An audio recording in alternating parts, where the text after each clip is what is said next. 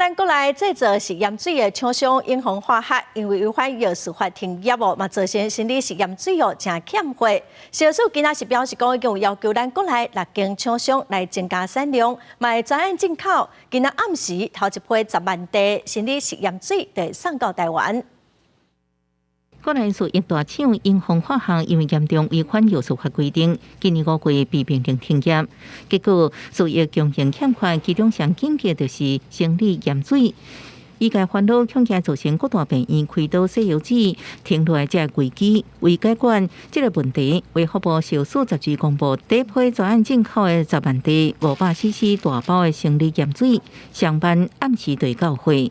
今天晚上会到台北港。 所以晚上我们的第一批其实就会到，那第二批呢是在6月15号晚上会到。 消署表示，除了专案进口生理盐水，也会请国内6间合格厂商增加产量来补足这个缺口。目前国内每个月生产生理盐水缺口差不多150万袋。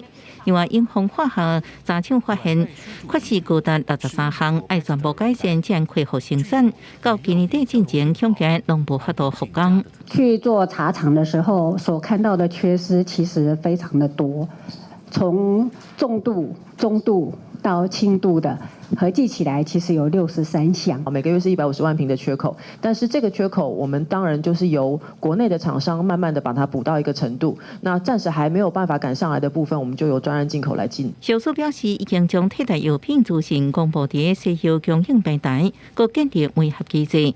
那医疗机构无法度买到药品的时阵，应到这个平台来通报，由专人联络通报，各媒合厂商供应。 卫福部也强调，8月会请健保署各开药物供给会议，针对各药厂提供的输液成本分析，各重新来计价。记者综合报道。